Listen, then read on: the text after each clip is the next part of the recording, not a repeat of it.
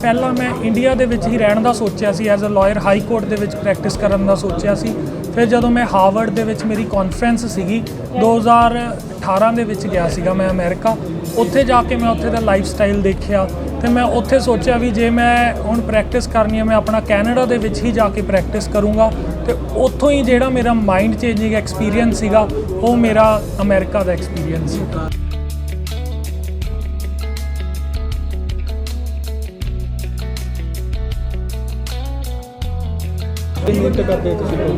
ਮੇਰੇ ਅਪਰੋਕਸੀਮੇਟਲੀ ਜਦੋਂ ਮੈਂ ਮੇਰੀ ਨਾਲ ਪ੍ਰੈਕਟਿਸ ਵੀ ਚੱਲ ਰਹੀ ਸੀਗੀ ਤੇ ਉਹਦੇ ਨਾਲ ਮੈਨੂੰ ਦਿਨ ਰਾਤ ਇੱਕ ਕਰਕੇ ਮਿਹਨਤ ਕਰਨੀ ਪਈ, ਕਿਉਂਕਿ ਟਾਈਮ ਗੈਪ ਹੋਣ ਕਰਕੇ ਜਿਹੜੀਆਂ ਕਲਾਸਿਸ ਹੁੰਦੀਆਂ ਸੀਗੀਆਂ ਉੱਥੇ ਦਿਨ ਦੇ ਅਕੋਰਡਿੰਗ ਹੁੰਦੀਆਂ ਸੀਗੀਆਂ ਓਨਟਾਰੀਓ ਦੇ, ਤਾਂ ਮੈਨੂੰ ਸਾਰੀ ਰਾਤ ਅਪਰੋਕਸੀਮੇਟਲੀ ਮੇਰੇ ਟੀਚਰ ਸਿਰਫ 2-3 ਸਟੂਡੈਂਟਸ ਸੀਗੇ ਜਿਹੜੇ ਇੰਡੀਆ ਦੇ, ਉਹ ਰਾਤ ਨੂੰ ਲਾਈਵ ਕਲਾਸਿਸ ਲਾਉਂਦੇ ਸੀ, ਬਾਕੀ ਰਿਕਾਰਡਿੰਗ ਵਾਲੇ ਲਾਉਂਦੇ ਸੀ।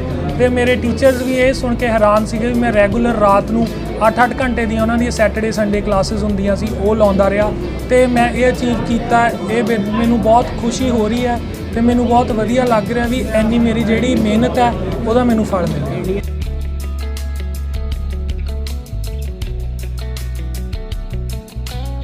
ਇੰਡੀਆ ਦੀ ਜਿਹੜਾ ਸਿਸਟਮ ਆ ਉਹ ਠੀਕ ਨਹੀਂ ਹੈਗਾ, ਸਿਸਟਮ ਕਰਪਟ ਹੈਗਾ ਤੇ ਸਰਕਾਰਾਂ ਦੀ ਦੇਣ ਆ ਜਿਹੜੇ ਸਾਡੇ ਨੌਜਵਾਨ ਬੱਚੇ ਜਾ ਰਹੇ ਨੇ। ਮੇਰੇ 3 ਬੱਚੇ ਨੇ, ਤਿੰਨੇ ਬਾਹਰ ਚਲੇ ਗਏ। ਹਰ ਇੱਕ ਬੱਚਾ ਜਿਹੜਾ ਇੱਥੇ ਇੰਡੀਆ ਦੇ ਵਿੱਚ ਨਹੀਂ ਰਹਿਣਾ ਚਾਹੁੰਦਾ, ਬਾਹਰ ਜਾਣਾ ਚਾਹੁੰਦਾ, ਸਿਸਟਮ ਦੀ ਦੇਣ ਆ।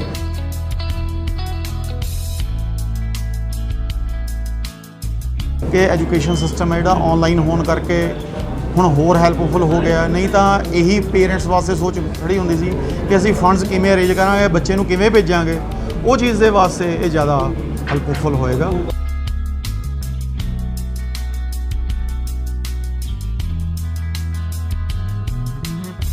ਉੱਥੇ ਜਾ ਕੇ ਆਪਾਂ ਕੰਮ ਵੀ ਕਰਨੇ ਨੇ, ਆਪਣੇ ਜਿਹੜੇ ਐਕਸਪੈਂਸਿਸ ਨੇ, ਕਿਉਂਕਿ ਉੱਥੇ ਖਰਚਾ ਵੀ ਬਹੁਤ ਹੁੰਦਾ, ਰਹਿਣ ਦਾ ਖਰਚਾ ਵੀ ਆ, ਖਾਣ ਪੀਣ ਦਾ। ਤਾਂ ਇੱਥੋਂ ਘੱਟ ਨੌਜਵਾਨ ਕਰਦੇ ਨੇ। ਇਹੀ ਜਿਹੜਾ ਮੇਰਾ ਮਨ ਸੀਗਾ ਤੇ ਮੇਰੀ ਸੋਚ ਸੀ ਸੈਮੀਨਾਰ ਦੀ, ਇਹੀ ਸੋਚ ਹੈ ਵੀ ਇੱਧਰੋਂ ਕਰਕੇ ਜਾਣ ਸਾਰੇ ਤੇ ਉੱਥੇ ਜਾ ਕੇ ਤਾਂ ਜੋ ਸਾਰਿਆਂ ਦੀ ਹੈਲਪ ਹੋਵੇ ਤੇ ਜਲਦੀ ਆਪਣੇ ਕਰੀਅਰ ਸਕਸੈਸਫੁਲ ਹੋਵੇ।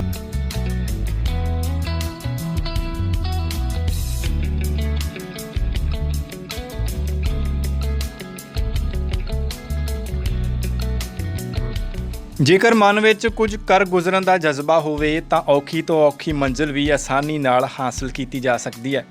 ਪੰਜਾਬ ਯੂਨੀਵਰਸਿਟੀ ਚੰਡੀਗੜ੍ਹ ਤੋਂ ਲਾਅ ਦੀ ਡਿਗਰੀ ਕਰਨ ਤੋਂ ਬਾਅਦ ਕਰੜੀ ਮਿਹਨਤ ਮੁਸ਼ੱਕਤ ਦੇ ਨਾਲ ਅਜਿਹਾ ਹੀ ਮੁਕਾਮ ਹਾਸਲ ਕੀਤਾ ਹੈ ਨਾਭਾ ਦੇ ਰਹਿਣ ਵਾਲੇ ਨੌਜਵਾਨ ਪ੍ਰੀਤਿੰਦਰ ਸਿੰਘ ਪੰਦੋਹਲ ਨੇ, ਜਿਸ ਨੇ ਆਨਲਾਈਨ ਪੜ੍ਹਾਈ ਕਰਕੇ ਬਿਨਾਂ ਵੀਜ਼ੇ ਤੋਂ ਵਿਦੇਸ਼ੀ ਧਰਤੀ ਕੈਨੇਡਾ ਵਿੱਚ ਵਕੀਲ ਬਣ ਕੇ ਆਪਣੇ ਮਾਪਿਆਂ ਦੇ ਨਾਲ ਨਾਭਾ ਸ਼ਹਿਰ ਦਾ ਨਾਮ ਰੌਸ਼ਨ ਕੀਤਾ ਹੈ। ਕੈਨੇਡੀਅਨ ਵਕੀਲ ਪ੍ਰੀਤਿੰਦਰ ਸਿੰਘ ਨੂੰ ਨਾਭਾ ਬਾਰ ਐਸੋਸੀਏਸ਼ਨ ਵੱਲੋਂ ਵੀ ਸਨਮਾਨਿਤ ਕੀਤਾ ਗਿਆ ਹੈ। ਖੁਸ਼ੀ ਦਾ ਪ੍ਰਗਟਾਵਾ ਕਰਦਿਆਂ ਪ੍ਰੀਤਿੰਦਰ ਸਿੰਘ ਨੇ ਦੱਸਿਆ ਕਿ ਮੈਨੂੰ ਆਨਲਾਈਨ ਪੜ੍ਹਾਈ ਦੇ ਲਈ ਕਾਫੀ ਮੁਸ਼ਕਲਾਂ ਦਾ ਸਾਹਮਣਾ ਵੀ ਕਰਨਾ ਪਿਆ। ਇਹ ਮੁਕਾਮ ਹਾਸਲ ਕਰਨ ਲਈ ਰਾਤ ਦੇ ਸਮੇਂ 8-8 ਘੰਟੇ ਦੀਆਂ ਆਨਲਾਈਨ ਕਲਾਸਾਂ ਲਾਉਣੀਆਂ ਪਈਆਂ ਤੇ ਦਿਨ ਰਾਤ ਇੱਕ ਕਰਕੇ ਅੱਜ ਇਹ ਮੁਕਾਮ ਹਾਸਲ ਕੀਤਾ ਹੈ, ਜਿਸ ਦੀ ਉਸ ਨੂੰ ਬੇਹੱਦ ਖੁਸ਼ੀ ਹੈ। ਪੈਟਰਨ ਕੁਐਸਚਨਸ ਹੁੰਦੇ ਸੀ, ਜਿਵੇਂ ਆਪਣੇ ਇੰਡੀਆ ਦੇ ਵਿੱਚ ਤਾਂ ਸਿੱਧਾ ਉਹ ਕੁਐਸਚਨ ਪੁੱਛ ਲੈਂਦੇ ਨੇ, ਬਟ ਉਹਨਾਂ ਦਾ ਲਾਅ ਬਹੁਤ ਡਿਫਰੈਂਟ ਹੈ ਤੇ ਬਹੁਤ ਯੂਨੀਕ ਹੈ। ਉਹਨਾਂ ਦੀਆਂ ਕੁਝ ਡਿਮਾਂਡਸ ਹੁੰਦੀਆਂ ਨੇ, ਉਹ ਜੇ ਆਪਾਂ ਪੂਰੀਆਂ ਕਰਦੇ ਹਾਂ ਤਾਂ ਉਹ ਐਗਜ਼ਾਮਸ ਆਪਾਂ ਕਲੀਅਰ ਕਰ ਸਕਦੇ ਹਾਂ। ਇਹ ਡਿਪੈਂਡ ਕਰਦਾ ਵੀ ਕਿੰਨੇ ਤੁਹਾਡੇ ਮਾਰਕਸ ਸੀਗੇ ਡਿਗਰੀ ਦੇ ਵਿੱਚ, ਕਾਲਜ ਦਾ ਡਿਪੈਂਡ ਕਰਦਾ। ਜਿਵੇਂ ਮੈਂ ਪੰਜਾਬ ਯੂਨੀਵਰਸਿਟੀ ਤੋਂ ਲਾਅ ਕੀਤਾ ਤਾਂ ਮੈਨੂੰ 5 ਸਬਜੈਕਟਸ ਮਿਲੇ ਸੀਗੇ। ਬਾਕੀ ਹੋਰ ਹੁੰਦਾ ਵੀ ਤੁਹਾਡੀ ਡਿਗਰੀ ਜੇ 5 ਸਾਲ ਤੋਂ ਪੁਰਾਣੀ। ਆਪਣੇ ਘਰਦਿਆਂ ਦਾ ਧੰਨਵਾਦ ਕਰਨਾ ਚਾਹੁੰਦਾ ਤੇ ਹੁਣ ਮਤਲਬ ਮੈਨੂੰ ਸਾਰੇ ਜਿਹੜੇ ਵੀ ਕਲੀਗਸ ਨੇ ਨਾਭਾ ਬਾਰ ਐਸੋਸੀਏਸ਼ਨ ਦੇ ਸਾਰਿਆਂ ਨੇ ਜਿਨ੍ਹਾਂ ਨੇ ਸਪੋਰਟ ਕੀਤਾ, ਸਾਰੀ ਬਾਰ ਦਾ ਮੈਂ ਥੈਂਕ ਯੂ ਕਰਨਾ ਚਾਹੁੰਦਾ। ਉਦੋਂ ਹੀ ਪਲਾਨ ਬਣਾ ਲਿਆ ਸੀ ਮੈਂ ਕੈਨੇਡਾ ਦੇ ਵਿੱਚ ਲਾਅ ਕਰਨਾ ਤੇ ਇਹ ਸੋਚਿਆ ਤੇ ਮੈਨੂੰ ਪ੍ਰੋਸੈਸ ਬਾਰੇ ਬਿਲਕੁਲ ਨੌਲੇਜ ਨਹੀਂ ਸੀ ਵੀ ਕਿੱਦਾਂ ਕਰ ਸਕਦੇ ਹਾਂ। ਮੈਂ ਬਹੁਤ ਨੈੱਟ 'ਤੇ ਸਰਚ ਕਰਿਆ ਤੇ ਮੈਨੂੰ ਪਤਾ ਨਹੀਂ ਲੱਗ ਰਿਹਾ ਸੀ ਕਿੱਦਾਂ ਕੀਤਾ ਜਾਵੇ। ਸੀਨੀਅਰਸ ਸੀਗੇ ਕੈਨੇਡਾ ਦੇ ਵਿੱਚ ਸੀਗੇ, ਉਹਨਾਂ ਨੇ ਥੋੜ੍ਹਾ ਬਹੁਤਾ ਗਾਈਡ ਕੀਤਾ, ਬਟ ਬਹੁਤ ਪ੍ਰੋਬਲਮਸ ਆਈਆਂ।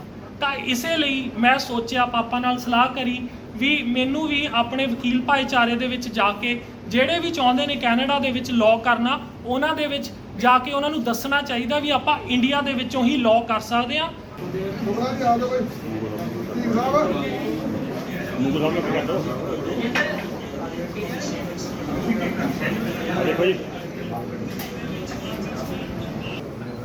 ਠੀਕ ਹੈ ਜੀ।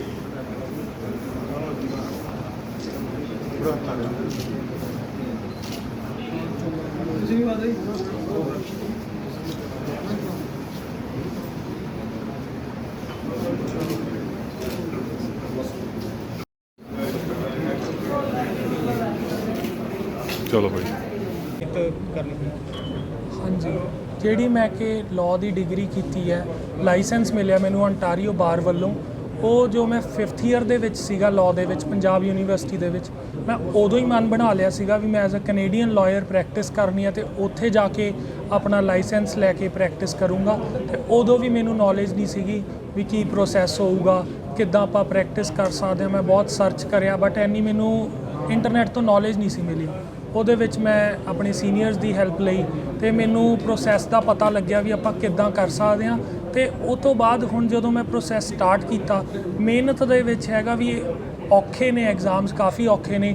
ਮੇਰੀਆਂ ਜਿਹੜੀਆਂ ਕਲਾਸਿਸ ਹੁੰਦੀਆਂ ਸੀਗੀਆਂ ਸਾਰੀਆਂ ਰਾਤ ਨੂੰ ਹੁੰਦੀਆਂ ਸੀ, 8-8 ਘੰਟੇ ਦੀਆਂ ਕਲਾਸਿਸ ਸੀਗੀਆਂ, ਤਾਂ ਮਿਹਨਤ ਕਰਨੀ ਪਈ। ਬਟ ਜੇ ਆਪਾਂ ਵਾਹਿਗੁਰੂ ਦੀ ਕਿਰਪਾ ਹੋਵੇ ਅਤੇ ਆਪਾਂ ਹਾਰਡ ਵਰਕ ਕਰੀਏ ਤਾਂ ਆਪਾਂ ਕੁਝ ਵੀ ਅਚੀਵ ਕਰ ਸਕਦੇ ਹਾਂ। ਅਤੇ ਮੈਂ ਇਹ ਸੋਚਿਆ ਵੀ ਨਹੀਂ ਸੀਗਾ ਵੀ ਮੈਂ ਪੇਪਰ ਕਲੀਅਰ ਕਰਨ ਤੋਂ ਬਾਅਦ ਲਾਇਸੈਂਸ ਵੀ ਮੈਨੂੰ ਇੱਥੇ ਮਿਲ ਜੂਗਾ। ਤਾਂ ਇਸ ਲਈ ਮੈਂ ਸਿਰਫ ਸੱਚੇ ਪਿਤਾ ਪਰਮਾਤਮਾ ਦਾ ਸ਼ੁਕਰਗੁਜ਼ਾਰ ਹਾਂ ਜਿਹਦੇ ਨਾਲ ਮੈਨੂੰ ਇਹ ਲਾਇਸੈਂਸ ਮਿਲਿਆ। 27 ਅਗਸਤ ਨੂੰ ਮੈਨੂੰ ontario ਬਾਰ ਵੱਲੋਂ ਲਾਇਸੈਂਸ ਮਿਲਿਆ ਸੀ। ਤੁਹਾਨੂੰ ਪ੍ਰੇਰਨਾ ਕਿੱਥੋਂ ਮਿਲੀ ਇਸ ਚੀਜ਼ ਦੀ?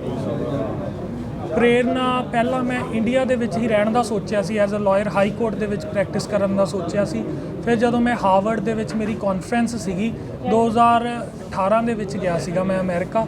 ਉੱਥੇ ਜਾ ਕੇ ਮੈਂ ਉੱਥੇ ਦਾ ਲਾਈਫ ਸਟਾਈਲ ਦੇਖਿਆ ਅਤੇ ਮੈਂ ਉੱਥੇ ਸੋਚਿਆ ਵੀ ਜੇ ਮੈਂ ਹੁਣ ਪ੍ਰੈਕਟਿਸ ਕਰਨੀ ਹੈ ਮੈਂ ਆਪਣਾ ਕੈਨੇਡਾ ਦੇ ਵਿੱਚ ਹੀ ਜਾ ਕੇ ਪ੍ਰੈਕਟਿਸ ਕਰੂੰਗਾ। ਅਤੇ ਉੱਥੋਂ ਹੀ ਜਿਹੜਾ ਮੇਰਾ ਮਾਈਂਡ ਚੇਂਜਿੰਗ ਐਕਸਪੀਰੀਅੰਸ ਸੀਗਾ ਉਹ ਮੇਰਾ ਅਮਰੀਕਾ ਦਾ ਐਕਸਪੀਰੀਅੰਸ ਸੀਗਾ। ਮਿਹਨਤ ਕਰਦੇ ਤੁਸੀਂ?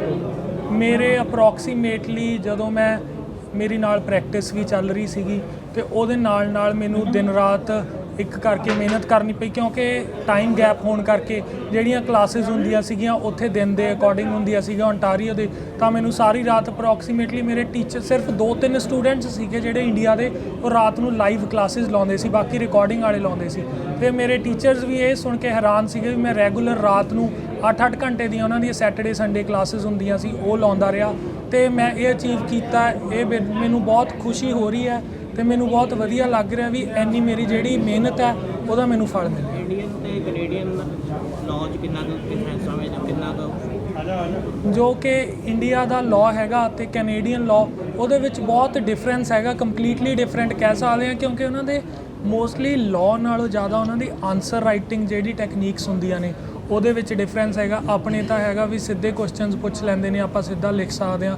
ਬਟ ਉਹ ਕ੍ਰਿਟੀਕਲੀ ਅਤੇ ਐਨਾਲਿਟੀਕਲੀ ਉਹ ਕੁਐਸਚਨਸ ਪੁੱਛਦੇ ਨੇ ਜਿਹਦੇ ਵਿੱਚ ਆਪਾਂ ਆਪਣਾ ਮਾਈਂਡ ਅਪਲਾਈ ਕਰਨਾ। ਜਿਵੇਂ ਕਿ ਆਪਣੇ ਉਰੇ ਇੰਡੀਆ ਦੇ ਵਿੱਚ ਕੇਸਿਸ ਹੁੰਦੇ ਨੇ, ਉੱਦਾਂ ਦੀ ਉਹ ਫੈਕਟ ਪੈਟਰਨ ਦਿੰਦੇ ਨੇ ਕੁਐਸਚਨ ਦੇ ਵਿੱਚ, ਉਹ ਆਪਾਂ ਮਾਈਂਡ ਅਪਲਾਈ ਕਰਨਾ 4 ਘੰਟੇ ਦੇ ਵਿੱਚ। ਇਹ ਲਾ ਲਓ ਵੀ ਆਪਾਂ 4 ਘੰਟੇ ਦੇ ਵਿੱਚ 4 ਕੇਸਿਸ ਦਾ ਡਾਟਾ ਇਕੱਠਾ ਕਰਕੇ ਰਿਸਰਚ ਕਰਕੇ ਆਨਸਰਿੰਗ ਲਿਖਣੀ ਹੈ, ਤਾਂ ਅਲੱਗ ਪ੍ਰੋਸੈਸ। ਫਰੈਂਡਸ ਦਾ ਵੀ ਜਿਹੜੀ ਵਧੀਆ ਮੋਟੀਵੇਸ਼ਨ? ਹਾਂਜੀ, ਮੈਨੂੰ ਮੇਰੇ ਪਾਪਾ ਵੱਲੋਂ ਮੰਮਾ ਵੱਲੋਂ ਬਹੁਤ ਜ਼ਿਆਦਾ ਸਪੋਰਟ ਮਿਲੀ। ਉਹਨਾਂ ਨੇ ਮਤਲਬ ਮੈਨੂੰ ਇਹ ਫੀਲ ਨਹੀਂ ਹੋਣ ਦਿੱਤਾ ਵੀ ਇਹ ਪ੍ਰੋਸੈਸ ਡਿਫਿਕਲਟ ਹੈ। ਦਿਨ ਰਾਤ ਮੈਨੂੰ ਵਧੀਆ ਉਹਨਾਂ ਨੇ ਕਮਰੇ ਦੇ ਵਿੱਚ ਹਰ ਇੱਕ ਫੈਸਿਲਿਟੀ ਪ੍ਰੋਵਾਈਡ ਕਰੀ, ਪੂਰਾ ਜੋ ਵੀ ਹੋ ਸਕਦਾ ਸੀਗਾ ਹਰ ਇੱਕ ਉਹਨਾਂ ਨੇ ਸੁਵਿਧਾ ਦਿੱਤੀ। ਅਤੇ ਮੇਰੇ ਦੋਸਤ ਵੀ ਜਿਨ੍ਹਾਂ ਨੇ ਮਤਲਬ ਮੈਨੂੰ ਕਦੇ ਵੀ ਸਪੋਰਟ ਹੁੰਦੀ ਸੀ, ਕਈ ਵਾਰੀ ਪ੍ਰੋਬਲਮ ਆਉਂਦੀ ਸੀ ਪੜ੍ਹਨ ਵਿੱਚ, ਕਈ ਵਾਰੀ ਉਹ ਕਲਾਸਿਸ ਦੇ ਵਿੱਚ ਕੁਝ ਮਿਸ ਹੋ ਜਾਂਦਾ ਸੀ, ਅੰਡਰਲਾਈਨ ਵਗੈਰਾ ਕਰਨਾ, ਕੁਝ ਪ੍ਰਿੰਟ ਆਊਟਸ ਲੈਣੇ, ਅਤੇ ਉਹ ਸਾਰੀ ਮੇਰੇ ਦੋਸਤਾਂ ਨੇ ਸਹਾਇਤਾ ਕਰੀ। ਅਤੇ ਮਾਤਾ ਪਿਤਾ ਨੇ ਮੈਨੂੰ ਬਹੁਤ ਵਧੀਆ ਆਸ਼ੀਰਵਾਦ ਦਿੱਤਾ ਅਤੇ ਜਿਹਦੇ ਕਰਕੇ ਮੈਂ ਇੱਥੇ ਪਹੁੰਚਿਆ। 80% ਜਿਹੜੀ ਨੌਜਵਾਨ ਪੀੜ੍ਹੀ ਆ ਬਾਹਰਲੀ ਰੁੱਖ ਕਰ ਰਹੀ ਆ, ਕੀ ਕਾਰਨ ਮੰਨਦੇ ਹੋ? ਮੇਰੇ ਅਕੋਰਡਿੰਗ ਜਿਵੇਂ ਕਿ ਮੇਰਾ ਵੀ ਪਹਿਲਾਂ ਮਨ ਸੀਗਾ ਇੰਡੀਆ ਦੇ ਵਿੱਚ ਰਹਿਣ ਦਾ, ਉਰੇ ਪ੍ਰੈਕਟਿਸ ਕਰਨ ਦਾ, ਬਟ ਆਪਾਂ ਕਹਿ ਸਕਦੇ ਹਾਂ ਵੀ ਆਪਣੇ ਸਿਸਟਮ ਦੀ ਨਾਕਾਮਯਾਬੀ, ਆਪਣੀ ਗਵਰਨਮੈਂਟ ਦੀਆਂ ਜਿਹੜੀਆਂ ਕਮਜ਼ੋਰੀਆਂ ਨੇ, ਉਰੇ ਇੰਪਲੋਇਮੈਂਟ ਨਹੀਂ ਹੈਗੀ, ਉਰੇ ਉਹਨਾਂ ਨੂੰ ਓਪਰਚੁਨਿਟੀ ਓਡੀ ਦਿਖਦੀ ਨਹੀਂ ਹੈਗੀ। ਮਿਹਨਤ ਕਰਨ ਦੇ ਬਾਵਜੂਦ ਵੀ ਉਰੇ ਆਪਾਂ ਨੂੰ ਓਡਾ ਵਧੀਆ ਫਲ ਨਹੀਂ ਮਿਲਦਾ ਜਿੰਨਾ ਕਿ ਤਾਂ ਹੀ ਆਪਣੇ ਬਾਹਰ ਸਾਰੇ ਜਿਹੜੇ ਨੌਜਵਾਨ ਨੇ ਉਹ ਬਾਹਰ ਜਾ ਰਹੇ ਨੇ। ਅੱਜ ਮੁਕਾਮ ਤੇ ਪਹੁੰਚ ਗਏ ਹੋ, ਕਿੰਨੀ ਕੁ ਖੁਸ਼ੀ ਹੈ ਪਰਿਵਾਰ ਨੂੰ ਸਭ? ਮੈਨੂੰ ਇਹ ਦੱਸਦੇ ਹੋਏ ਮੈਂ ਬਿਆਨ ਨਹੀਂ ਕਰ ਸਕਦਾ ਵੀ ਇੰਨੀ ਖੁਸ਼ੀ ਹੈ, ਕਿਉਂਕਿ ਮੈਂ ਸੋਚਿਆ ਵੀ ਨਹੀਂ ਸੀਗਾ ਵੀ ਇਹ ਚੀਜ਼ ਮੈਂ ਹਾਸਿਲ ਕਰ ਸਕਦਾ, ਉਹ ਵੀ ਇੱਥੇ ਰਹਿ ਕੇ। ਮੇਰਾ ਪਹਿਲਾ 2018 ਦੇ ਵਿੱਚ ਕੈਨੇਡਾ ਜਾਣ ਦਾ ਸੀਗਾ ਪ੍ਰੋਗਰਾਮ, ਅਤੇ ਉਦੋਂ ਕੁਝ ਕੁ ਰੀਜ਼ਨ ਸੀਗੇ ਉਹ ਸਕਸੈਸਫੁਲ ਨਹੀਂ ਹੋ ਪਾਇਆ, ਅਤੇ ਉਦੋਂ ਮੈਨੂੰ ਬਹੁਤ ਦੁਖੀ ਹੋਇਆ ਮੈਂ ਵੀ ਇਹ ਨਹੀਂ ਹੋ ਸਕਿਆ। ਅਤੇ ਬਟ ਹੁਣ ਓਨਾ ਹੀ ਮੈਨੂੰ ਰੱਬ 'ਤੇ ਭਰੋਸਾ ਵੱਧ ਗਿਆ ਵੀ ਜੇ ਮੈਂ ਉਦੋਂ ਚਲਿਆ ਜਾਂਦਾ ਮੇ ਬੀ ਇਹ ਅਚੀਵਮੈਂਟ ਮੈਨੂੰ ਨਾ ਮਿਲਦੀ ਇੰਨੀ ਜਲਦੀ। ਅਤੇ ਇੱਥੇ ਰਹਿ ਕੇ ਇਹ ਤਾਂ ਹੀ ਹੋਇਆ ਕਿਉਂਕਿ ਜੋ ਪਰਮਾਤਮਾ ਨੇ ਸੋਚਿਆ ਸੀ ਉਹ ਚੰਗੇ ਲਈ ਹੁੰਦਾ, ਅਤੇ ਇਸ ਲਈ ਮੈਨੂੰ ਬਹੁਤ ਜ਼ਿਆਦਾ ਖੁਸ਼ੀ ਹੋਈ। ਪੰਜਾਬ 'ਚ ਹੋਰ ਕਿੰਨੇ ਕੁ ਨੌਜਵਾਨ ਨੇ ਜੋ ਆਨਲਾਈਨ ਸਟੱਡੀ ਕਰਕੇ ਇਸ ਤਰ੍ਹਾਂ ਗਏ ਤੁਹਾਡੇ? ਨੌਜਵਾਨ ਹੈਗੇ ਨੇ ਜੀ, ਮਤਲਬ ਮੇਰੀ ਕਲਾਸਿਸ 'ਚ ਵੀ ਸੀਗੇ 3-4 ਜਿਹੜੇ ਇੰਡੀਆ ਤੋਂ ਹੈਗੇ ਬਟ ਉਹ PR ਹੈਗੇ ਨੇ, ਕੁਝ ਉਰੇ ਸਟੱਡੀ ਕਰਨ ਲਈ ਆਏ ਹੋਏ ਨੇ। ਕਿਉਂਕਿ ਕੈਨੇਡਾ ਦੇ ਵਿੱਚ ਮੈਂ ਇਹੀ ਕਹਿਣਾ ਚਾਹੁੰਦਾ ਵੀ ਇੱਧਰੋਂ ਸਟਾਰਟ ਜਿਹੜੇ ਮੈਂ ਸੈਮੀਨਾਰਸ ਸਟਾਰਟ ਕਰ ਰਿਹਾ ਉਹ ਤਾਂ ਹੀ ਸਟਾਰਟ ਕਰ ਰਿਹਾ ਵੀ ਰੈਦਰ ਦੈਨ ਉੱਥੇ ਜਾ ਕੇ ਆਪਾਂ ਕੈਨੇਡੀਅਨ ਲਾਅ ਕਰੀਏ, ਇੱਥੋਂ ਕਰ ਸਕਦੇ ਹਾਂ ਕਿਉਂਕਿ ਇੱਥੋਂ ਈਜ਼ੀ ਹੁੰਦਾ, ਇੱਥੇ ਆਪਣੇ ਕੋਲ ਟਾਈਮ ਵੀ ਵੱਧ ਹੁੰਦਾ, ਘਰਦਿਆਂ ਦੀ ਸਪੋਰਟ ਹੁੰਦੀ ਹੈ। ਉੱਥੇ ਜਾ ਕੇ ਆਪਾਂ ਕੰਮ ਵੀ ਕਰਨੇ ਨੇ, ਆਪਣੇ ਜਿਹੜੇ ਐਕਸਪੈਂਸਿਸ ਨੇ ਕਿਉਂਕਿ ਉੱਥੇ ਖਰਚਾ ਵੀ ਬਹੁਤ ਹੁੰਦਾ, ਰਹਿਣ ਦਾ ਖਰਚਾ ਵੀ ਹੈ, ਖਾਣ ਪੀਣ ਦਾ, ਤਾਂ ਇੱਥੋਂ ਘੱਟ ਨੌਜਵਾਨ ਕਰਦੇ ਨੇ। ਇਹੀ ਜਿਹੜਾ ਮੇਰਾ ਮਨ ਸੀਗਾ ਤੇ ਮੇਰੀ ਸੋਚ ਸੀ ਸੈਮੀਨਾਰ ਦੀ, ਇਹੀ ਸੋਚ ਹੈ ਵੀ ਇੱਧਰੋਂ ਕਰਕੇ ਜਾਣ ਸਾਰੇ ਤੇ ਉੱਥੇ ਜਾ ਕੇ ਤਾਂ ਜੋ ਸਾਰਿਆਂ ਦੀ ਹੈਲਪ ਹੋਵੇ ਤੇ ਜਲਦੀ ਆਪਣੇ ਕਰੀਅਰ 'ਚ ਸਕਸੈਸਫੁਲ। ਪੰਜਾਬ ਦੀ ਸਾਰੀ ਬਾਰ ਐਸੋਸੀਏਸ਼ਨਾਂ 'ਚ ਜਾਓਗੇ ਤੁਸੀਂ? ਹਾਂਜੀ, ਮੈਂ ਮਨ ਬਣਾਇਆ ਤੇ ਆਪਣੀ ਜਿਹੜੀ ਸ਼ੁਰੂਆਤ ਹੈ ਉਹ ਮੈਂ ਆਪਣੀ ਲੋਕਲ ਬਾਰ ਨਾਭਾ ਤੋਂ ਸਟਾਰਟ ਕੀਤੀ ਹੈ ਤੇ ਹੁਣ ਮੈਂ ਬਠਿੰਡਾ ਬਾਰ ਦੇ ਵਿੱਚ ਜਾਣਾ ਤੇ ਓਵਰਆਲ ਜਿੰਨੀਆਂ ਵੀ ਬਾਰ ਐਸੋਸੀਏਸ਼ਨਾਂ ਹੋਣਗੀਆਂ ਉੱਥੇ ਮੈਂ ਜਾਊਂਗਾ। ਉੱਥੇ ਮੇਰੇ ਫ੍ਰੀ ਸੈਮੀਨਾਰਸ ਨੇ, ਉੱਥੇ ਮੈਂ ਸਾਰਿਆਂ ਨੂੰ ਜਾਗਰੂਕ ਕਰੂੰਗਾ ਵੀ ਕਿੱਦਾਂ ਆਪਾਂ ਐਜ਼ ਅ ਲਾਇਰ ਕੈਨੇਡਾ ਦੇ ਵਿੱਚ ਪ੍ਰੈਕਟਿਸ ਕਰ ਸਕਦੇ ਤੇ ਕਿੱਦਾਂ ਆਪਾਂ ਇਮੀਗ੍ਰੇਟ ਕਰ ਸਕਦੇ ਹਾਂ। ਮੈਂ ਪ੍ਰਮਾਤਮਾ ਦਾ ਬਹੁਤ ਸ਼ੁਕਰਗੁਜ਼ਾਰ ਹਾਂ। ਮੈਂ ਇੱਕ ਬਹੁਤ ਹੀ ਸਧਾਰਨ ਘਰ 'ਚੋਂ ਪੈਦਾ ਹੋਇਆ ਤੇ ਮੈਨੂੰ ਉਮੀਦ ਨਹੀਂ ਸੀ ਵੀ ਮੈਂ ਇਸ ਮੁਕਾਮ ਤੇ ਪਹੁੰਚ ਜਾਊਂਗਾ ਤੇ ਮੇਰੇ ਬੇਟੇ ਨੇ ਬਹੁਤ ਮਿਹਨਤ ਕਰਕੇ ਇਸ ਮੁਕਾਮ ਤੇ ਪਹੁੰਚਿਆ, ਉਹ ਕੈਨੇਡੀਅਨ ਲਾਇਰ ਬਣਿਆ। ਮੇਰੇ ਲਈ ਬਹੁਤ ਖੁਸ਼ੀ ਦੀ ਗੱਲ ਆ। ਇਹਦੇ ਲਈ ਮੈਂ ਪ੍ਰਮਾਤਮਾ ਦਾ ਸ਼ੁਕਰਗੁਜ਼ਾਰ ਹਾਂ ਕਿ ਪ੍ਰਮਾਤਮਾ ਹੀ ਆ ਜੋ ਇਨਸਾਨ ਨੂੰ ਕਿਤੋਂ ਦੀ ਕਿਤੇ ਪਹੁੰਚਾ ਸਕਦਾ। ਇਨਸਾਨ ਦੇ ਆਪਦੇ ਵੱਸ ਕੁਛ ਨਹੀਂ, ਸਭ ਪ੍ਰਮਾਤਮਾ ਦੀ ਦੇਣ ਆ। ਮੈਂ ਪ੍ਰਮਾਤਮਾ ਦਾ ਬਹੁਤ ਸ਼ੁਕਰਗੁਜ਼ਾਰ ਹਾਂ ਤੇ ਮੈਂ ਸ਼ੁਕਰਗੁਜ਼ਾਰ ਹਾਂ ਸਾਡੇ ਸੁੱਚੇ ਨਾਭੇ ਦੇ ਵਕੀਲ ਭਾਈਚਾਰੇ ਦਾ। ਜਦੋਂ ਮੇਰਾ ਬੇਟਾ ਇੱਥੇ ਆਇਆ ਉਹਨਾਂ ਨੇ ਬਹੁਤ ਉਹਨੂੰ ਮਾਣ ਸਨਮਾਨ ਦਿੱਤਾ, ਉਹਨੂੰ ਬਹੁਤ ਹਿੰਮਤ ਬਖਸ਼ੀ ਤੇ ਅਸ਼ੀਰਵਾਦ ਦਿੱਤਾ। ਮੈਂ ਸਮੁੱਚੀ ਬਾਰ ਦਾ ਵੀ ਸਾਡੀ ਦਾ ਬਹੁਤ ਬਹੁਤ ਧੰਨਵਾਦ ਕਰਦਾ। ਕਿੰਨੇ ਘੰਟੇ ਜਿਹੜੇ ਸਟੱਡੀ ਕਰਦੇ ਸੀ, ਪਹਿਲਾਂ ਸ਼ੁਰੂ ਤੋਂ ਜਜ਼ਬਾ ਸੀ ਜਾਂ ਤੁਸੀਂ ਸਪੈਸ਼ਲ ਗਾਈਡ ਕੀਤਾ? ਤੇ ਮੈਂ ਨਹੀਂ ਗਾਈਡ ਕੀਤਾ, ਮੈਂ ਤਾਂ ਇਹ ਚਾਹੁੰਦਾ ਸੀਗਾ, ਸਪਸ਼ਟ ਕਰ ਦੇਣਾ ਚਾਹੁੰਦਾ ਕਿ ਮੇਰਾ ਬੇਟਾ ਇੰਡੀਆ ਦੇ ਵਿੱਚ ਹੀ ਰਹੇ। ਮੈਂ ਚਾਹੁੰਦਾ ਸੀ ਇੱਥੋਂ ਕੰਪੀਟੀਸ਼ਨ ਲੜੇ। ਇਹਨੇ ਪੰਜਾਬ ਯੂਨੀਵਰਸਿਟੀ ਵਿੱਚ ਲਾ ਕਰਦਾ ਸੀਗਾ, ਇਹਨੇ ਕੰਪੀਟੀਸ਼ਨ ਦੀ ਤਿਆਰੀ ਵੀ ਸ਼ੁਰੂ ਕਰਤੀ ਸੀਗੀ, ਪਰ ਪ੍ਰਮਾਤਮਾ ਨੇ ਇਹਨੂੰ ਮੌਕਾ ਦਿੱਤਾ। ਪੰਜਾਬ ਯੂਨੀਵਰਸਿਟੀ ਤੋਂ ਸਿਰਫ 2 ਸਟੂਡੈਂਟ ਗਏ ਸੀ ਹਾਰਵਰਡ ਯੂਨੀਵਰਸਿਟੀ ਕਨਵੋਕੇਸ਼ਨ 'ਤੇ ਬੋਲਣ ਦੇ ਲਈ। ਇਹਨੇ ਉੱਥੋਂ ਹੀ ਆਪਣਾ ਜਿਹੜਾ ਸੀਗਾ ਮਨ ਬਣਾ ਲਿਆ ਕਿ ਮੈਂ ਇੰਡੀਆ ਦੇ ਵਿੱਚ ਨਹੀਂ ਰਹਿਣਾ, ਮੈਂ ਬਾਹਰ ਜਾਊਂਗਾ। ਇੱਕ ਹੋਰ ਘਟਨਾ ਵਾਪਰੀ ਇਹਦੇ ਨਾਲ, ਮੈਨੂੰ ਦੱਸਿਆ ਇਹਨੇ, ਮੈਂ ਸਾਡੇ ਬਾਹਰ ਆਪਣੇ ਚੈਂਬਰ ਦੇ ਵਿੱਚ ਬੈਠਾ ਸੀਗਾ, ਮੇਰਾ ਬੇਟਾ 4 ਦਿਨ ਡਰਾਈਵਿੰਗ ਲਾਇਸੈਂਸ ਕਰਾਉਣ ਦੇ ਲਈ ਐਸਡੀਐਮ ਦਫ਼ਤਰ ਆਉਂਦਾ ਰਿਹਾ, ਉਹਨੂੰ ਲਾਇਸੈਂਸ ਨਹੀਂ ਇਸ਼ੂ ਹੋਇਆ ਹੈਗਾ। 5ਵੇਂ ਦਿਨ ਕਰੀਬ ਮੇਰੇ ਕੋਲ ਆ ਗਿਆ, ਮੈਂ ਆਪਦਾ ਕਲਰਕ ਭੇਜਦਾ ਤੇ ਉਹਨਾਂ ਨੇ ਲਾਇਸੈਂਸ ਇਸ਼ੂ ਕਰਤਾ। ਇਹਦੇ ਮਨ ਦੇ ਵਿੱਚ ਆਇਆ, ਕਹਿੰਦਾ ਪਾਪਾ ਮਤਲਬ ਇਸ ਕੰਟਰੀ ਦੇ ਵਿੱਚ ਆਮ ਲੋਕਾਂ ਦੇ ਲਈ ਕੋਈ ਥਾਂ ਨਹੀਂ ਹੈਗੀ, ਮੈਂ ਇੱਥੇ ਰਹਿਣਾ ਨਹੀਂ ਚਾਹੁੰਦਾ। ਜੇ ਮੈਂ ਕੰਪੀਟੀਸ਼ਨ ਲਾ ਕੇ ਕਿਸੇ ਮੁਕਾਮ ਤੇ ਹੀ ਪਹੁੰਚ ਜੂੰਗਾ, ਮੈਂ ਕਰਪਸ਼ਨ ਨਹੀਂ ਕਰਨੀ ਤੇ ਉਸ ਸਿਸਟਮ ਦੇ ਵਿੱਚ ਮੈਂ ਫਿੱਟ ਨਹੀਂ ਬੈਠ ਸਕਦਾ। ਇਹ ਸੋਚ ਕੇ ਆਪਣਾ ਇਹਨੇ ਕੈਨੇਡੀਅਨ ਲਾਅ ਸ਼ੁਰੂ ਕੀਤਾ। ਮੈਂ ਇਸ ਗੱਲ ਦੇ ਵਿੱਚ ਮੈਂ ਇਹਨੂੰ ਬਹੁਤ ਰੋਕਦਾ ਸੀਗਾ ਵੀ ਬੇਟੇ, ਮੇਰੀਆਂ ਬੇਟੀਆਂ ਨੇ 2 ਬਾਹਰ ਚਲੀਆਂ ਗਈਆਂ, ਬੇਟੇ ਤੂੰ ਸਾਡੇ ਕੋਲ ਰਹੇ, ਪਰ ਉਹ ਸਿਸਟਮ ਨੂੰ ਦੇਖ ਕੇ ਇਹਨੇ ਮਨ ਦਾ ਫੈਸਲਾ ਕੀਤਾ। ਇਹ ਸਿਸਟਮ ਨੂੰ ਦੇਖ ਕੇ ਹੁਣ ਇਹਨੇ ਸੋਚਿਆ ਹੈਗਾ ਕਿ ਮੇਰੇ ਕੋਲੇ ਕੋਈ ਗਾਈਡ ਨਹੀਂ ਸੀ ਮੈਨੂੰ ਕਰ ਸਕਦਾ, ਮੈਂ ਆਪਦੇ ਆਪ ਮਿਹਨਤ ਕਰਕੇ ਇਹ ਗਾਈਡਲਾਈਨਸ ਲਈਆਂ ਨੇ, ਉੱਧਰ ਵਕੀਲ ਬਣਨ ਦੀਆਂ। ਇਸ ਨੇ ਇਹੀ ਸੋਚ ਕੇ ਕਿ ਸਾਰੇ ਪੰਜਾਬ ਦੇ ਵਿੱਚ ਮੈਂ ਜਾਊਂਗਾ ਤੇ ਸਾਰੀਆਂ ਬਾਰਾਂ ਦੇ ਵਿੱਚ ਦੱਸੂਗਾ ਕਿ ਤੁਸੀਂ ਇੱਥੋਂ ਬੈਠ ਕੇ ਵੀ ਆਮ ਘਰਾਂ ਦੇ ਬੱਚੇ ਵੀ ਨੇ ਜਿਹੜੇ ਕੈਨੇਡੀਅਨ ਵਕੀਲ ਬਣ ਸਕਦੇ ਨੇ।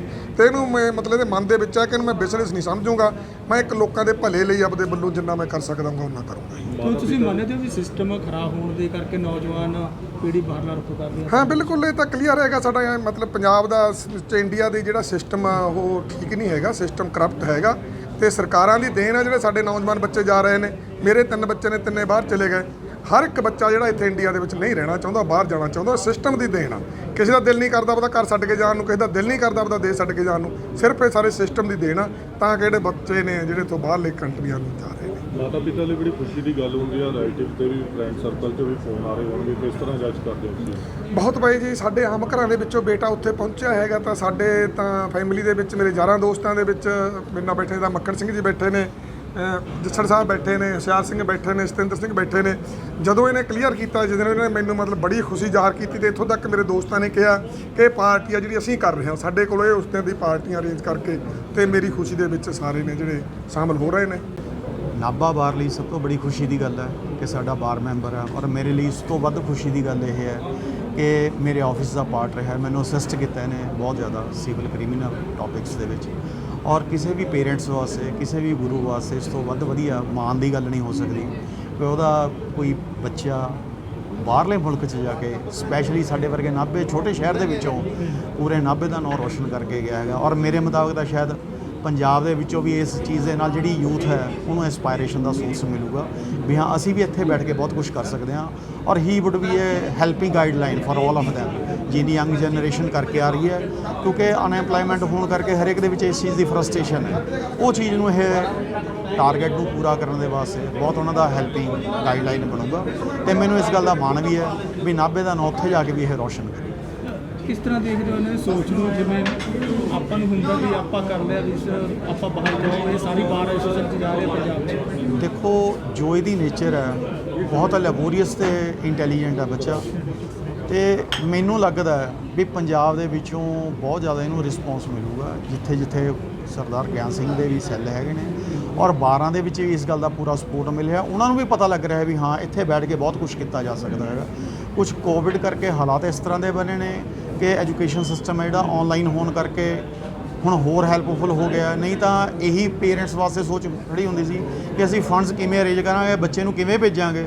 ਉਹ ਚੀਜ਼ ਦੇ ਵਾਸਤੇ ਇਹ ਜ਼ਿਆਦਾ ਹੈਲਪਫੁਲ ਹੋਏਗਾ ਤੇ ਮੈਨੂੰ ਉਮੀਦ ਹੈ ਵੀ ਯੂਥ ਲਈ ਬਹੁਤ ਵਧੀਆ ਇੱਕ ਪਿਲਰ ਬਣਨ ਜਾ ਰਿਹਾ ਹੈ ਪ੍ਰੀਤਿੰਦਰ, ਤੇ ਨਾਭੇ ਦਾ ਨੇਮ ਐਂਡ ਫੇਮ ਗੇਨ ਹੋਏਗਾ ਇਸ ਦੇ ਨਾਲ, ਪਰਿਵਾਰ ਦੇ ਨਾਲ।